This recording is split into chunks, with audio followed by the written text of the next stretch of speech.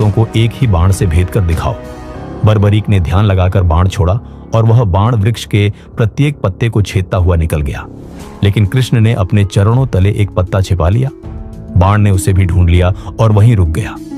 तब बर्बरीक ने विनम्रता से कहा, हे ब्राह्मण, कृपया अपना चरण हटा लें, वरना यह बाण आपको भी घायल कर देगा। कृष्ण मुस्कुराए और समझ गए कि यह बालक असाधारण है। दोस्तों, आगे जो आप सुनने वाले हैं वह आपको अंदर तक हिला देगा।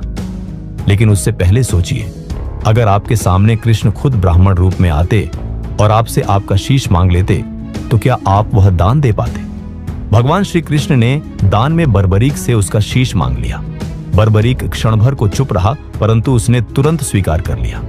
उसने केवल इतना कहा कि हे प्रभु, अपने वास्तविक रूप में प्रकट हो जाइए, क्योंकि ऐसा दान कोई सामान्य व्यक्ति नहीं मांग सकता।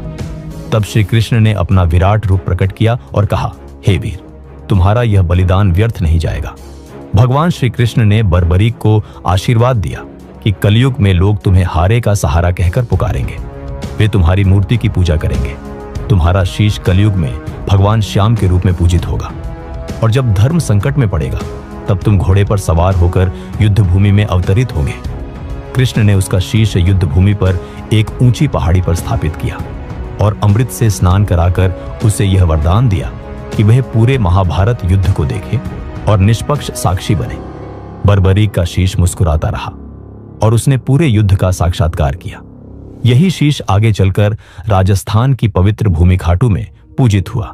कहते हैं, जब समय बीता तो इस सिर को धरती के गर्भ में दबा दिया गया, परंतु नियति को कुछ और ही स्वीकार्य था। सदियों बाद खाटू गांव की भूमि में चढ़ती एक गाय अचानक एक स्थान पर रुक गई और बिना कारण उसके थनों से दूध बहने लगा। ग्रामीण चौंक गए और उस स्थान की खुदाई की तो वहां से वही दिव्य शीश प्रकट हुआ जो तेजस्वी और अलौकिक था। गांव में उत्साह फैल गया और लोग इसे अपने घर ले गए। कुछ समय बाद खाटू के राजा रूप सिंह चौहान को सपने में श्याम बाबा ने दर्शन दिए और आदेश दिया कि मेरे लिए यहाँ भव्य मंदिर का निर्माण करो। राजा ने तुरंत मंदिर का निर्माण करवाया और फाल्गुन शुक्ल एकादशी के दिन उस दिव्य शीश की प्रतिष्ठा की गई। तब से यह स्थान आस्था का केंद्र बन गया।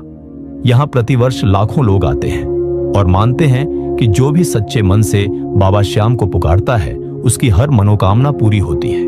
कोई संतान प्राप्त करता है, कोई रोग मुक्त होता है, कोई जीवन मरण के संकट से बच जाता है। वैज्ञानिक इसे संयोग मानते हैं, परंतु भक्त इसे श्याम बाबा की कृपा कहते हैं। मंदिर के गर्भगृह में स्थापित वह शीश आज भी ऊर्जा का स्रोत है।